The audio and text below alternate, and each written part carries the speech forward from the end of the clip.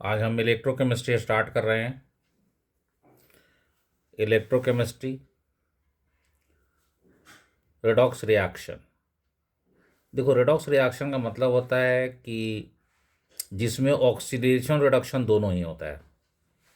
और ऑक्सीडेशन के लिए क्या कंडीशन होना चाहिए? रिमूवल ऑफ हाइड्रोजन होना चाहिए और कोई दूसरा इलेक्ट्रॉन पॉजिटिव एलिमेंट रिमूव होना चाहिए, एडिशन ऑफ ऑक्सीजन होना चाहिए, या इलेक्ट्रोनेगेटिव एलिमेंट होना चाहिए, लॉस ऑफ इलेक्ट्रॉन होना चाहिए, इंक्रीज इन ऑक्सीडेशन नंबर होना चाहिए।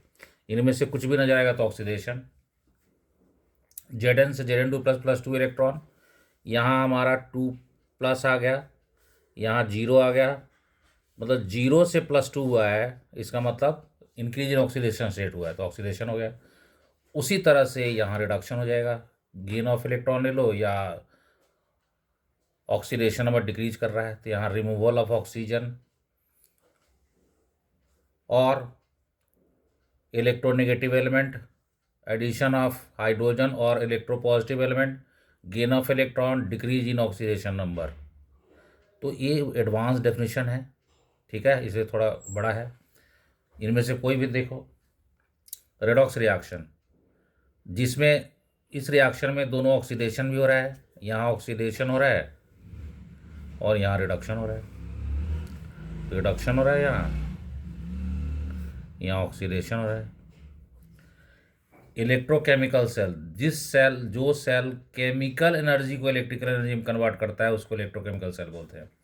इसमें एक एनोड होता है, एक कैथोड होता है। एनोड पे ऑक्सीडेशन होता है, कैथोड पे रिडक्शन होता है। सर्किट कंप्लीट करने के लिए सॉल्ट भी डालते हैं। यहाँ एनोड जिंक लिया है, कैथोड कॉपर लिया है।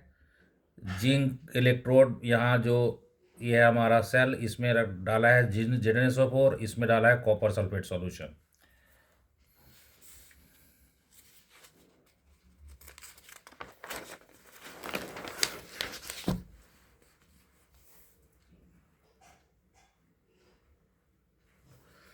अब एनोड निगेटिव होता है, कैथोड पॉजिटिव होता है। एनोड पे रिएक्शन हो रही है, कैथोड पे रिएक्शन हो रही है। Z copper 2 plus plus 2 electron copper, दोनों को प्लस कर देते हैं, Zn plus Cu2 plus Zn2 plus Cu आ रहा है। फंक्शन ऑफ सॉल्ट ब्रिज एक कंप्लीट करता है सर्किट को। एक इसमें KCl होता है, अगर अगर जेल होता है, और ये दोनों सॉल्यूशन को, एनोड और कैथोड के सॉल्यूशन को न्यूट्रलाइज करता है। मतलब ये आ गया सॉल्ट ब्रिज से Zn2 plus plus 2Cl minus ZnCl2 हो गया, SO4 2 माइनस प्लस 2 के बाद K2SO4 हो गया। इट कंप्लीट द सर्किट, दूसरा फंक्शन हो गया। Direction of current outside the cell through wire from cathode to anode, बाहर कैथोड से एनोड जाता है करंट, और एनोड से कैथोड इलेक्ट्रॉन आता है। अंदर सेल में करंट एनोड से कैथोड जाती है और आयन कैरियर होता है वहाँ पे।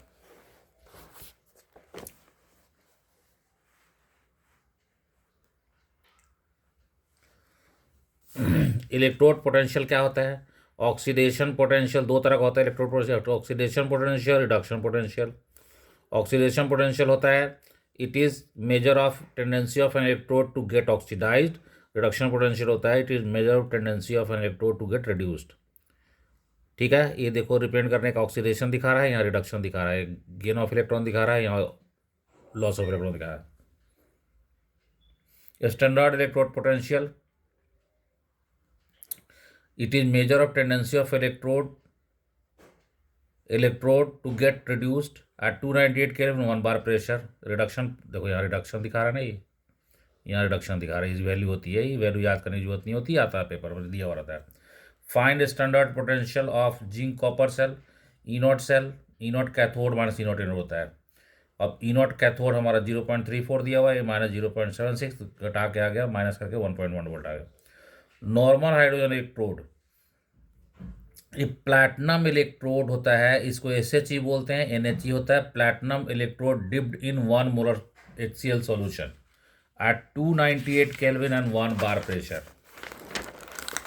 ये आप डायग्राम देख रहे हो,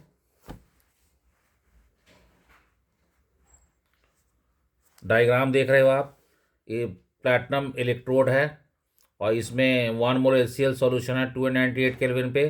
इसमें हाइड्रोजन गैस बाहर निकल सकती है या अंदर आ सकती है depending on the use of the cell. इसका 0.0 वोल्ट इलेक्ट्रोड पोटेंशियल डिजाइन किया गया है।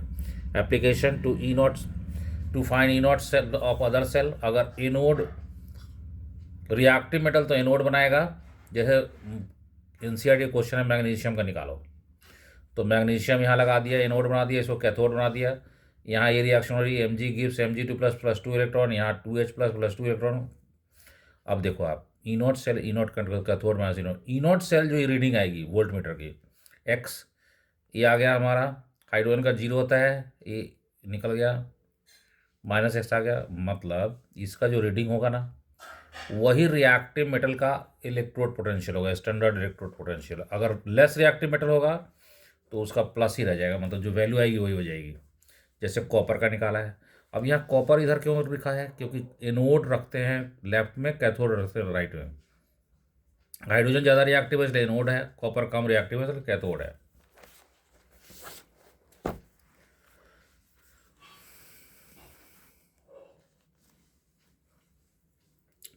Anode H2 plus 2H plus 2 electron, cathode पे रिएक्शन हो रही है, ये फुल सेल रिएक्शन नहीं है। वैसे ही ई नॉट सेल को E naught cathode minus E naught anode कर लिया, तो कैथोड तो हमारा हाइड्रोजन है, तो हमारा आ गया एनोड हाइड्रोजन है, तो ये 0 आ गया, तो यहाँ से निकाला तो प्लस में आंसर आ गया।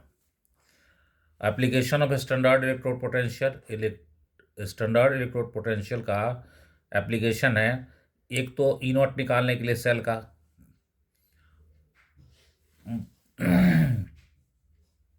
कैथोड माइनस एनोड करेंगे।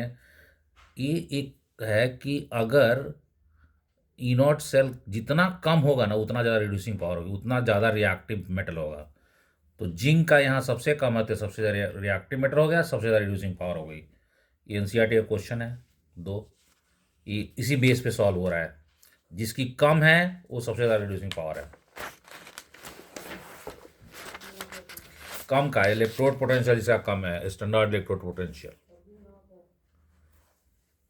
टू फाइंड फिजिबिलिटी, कोई रिएक्शन फिजिबल है, स्पॉन्टेनियस है कि नहीं ये पता करने के लिए। ई नॉट अगर निकालेंगे 0 आ गया तो इक्विलिब्रियम में है, ई नॉट ग्रेटर देन 0 तो स्पॉन्टेनियस या फिजिबल है, लेस देन आ गया तो नॉट फिजिबल है। जैसे एक रिएक्शन है हमारे पास, अब Cu plus Cu2 plus Zn, इसका E naught reaction reduction minus oxidation, reduction होता है कॉपर का। कॉपर का यहाँ रिडक्शन दिखाया गया है, तो ये प्रूव हो रहा है कि ये जब माइनस कर रहे हैं हम, जिंक का रिडक्शन हो रहा है और कॉपर का ऑक्सीडेशन हो रहा है, तो हम जब निकाल रहे हैं तो इसका आंसर आ रहा है -1.1 वोल्ट, तो नॉट पॉसिबल, मतलब फिजिबल नहीं है। ये क्वेश्चन 17 ऐसे ही सॉल्व होंगे सारे। ये रिएक्शन है, इसमें हम रिडक्शन ऑफ ऑक्सीडेशन कर लिया, 0.77 माइनस 0.54 कर लिया, तो 0.34 वोल्ट आया, फिजिबल है। तो ये पार्ट 1 है।